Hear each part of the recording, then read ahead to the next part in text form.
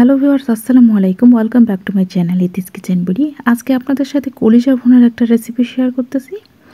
এই রেসিপিগুলো আমার চ্যানেলে নেই, তাই ইদানিং একটু এই রেসিপিগুলো দেওয়ার চেষ্টা করতেছি।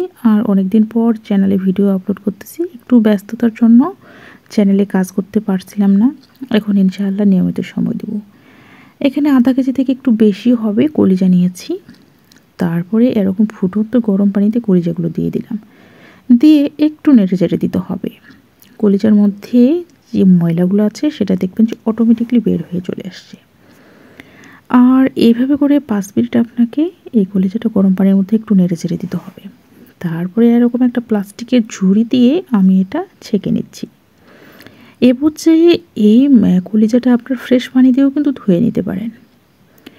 এরপরে এখানে দেখতেই পাচ্ছেন আদা, রসুন এবং পেঁয়াজ একবারে পেস্ট করে নিয়েছি। একটু আইডিয়া করে নেবেন পরিমাণটা কেমন হতে পারে। চুলায় গরম তেলে আমি এই পেস্টগুলো একটু কষিয়ে নেব। সামান্য একটু হলুদ গুঁড়ো দিয়ে দিলাম, দিয়ে এটা একটু কষিয়ে নেব। তারপরে এখানে আগে থেকে যে কলিজাটা ধুয়ে রেখেছিলাম সেটা দিয়ে দিতে হবে। এভাবে কলিজা ভুনা যদি করেন দেখবেন অনেক সুন্দর একটা স্বাদ আসবে। আর এখানে আমি মরিচ গুঁড়া, হলুদ গুঁড়া এবং লবণটা দিয়ে দিচ্ছি। নিজেদের স্বাদ অনুযায়ী আপনারা ঝাল এবং লবণটা দিয়ে দিবেন। এখানে অল্প একটু পানি দিয়ে দিলাম। পানিটা দিয়ে দেওয়ার পর এখানে একটু নেড়ে চেড়ে দিচ্ছি। চুলাটা কিন্তু খুব হাই হিটে জাল দিচ্ছি না, একটু অল্প করেই জালটা আছে।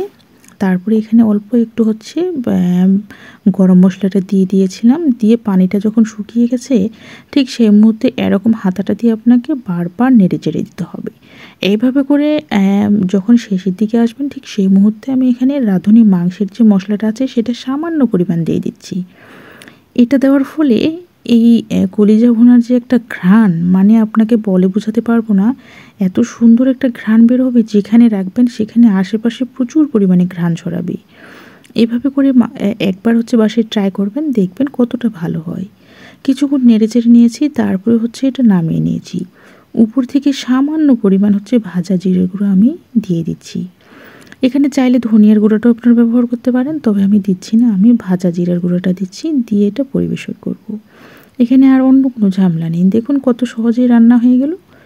আশা করি ভিডিও ভালো লেগেছে। ভিডিও ভালো লাগলে অবশ্যই লাইক, কমেন্ট, শেয়ার করবেন। খাবার অপচয় করবেন না। ধন্যবাদ।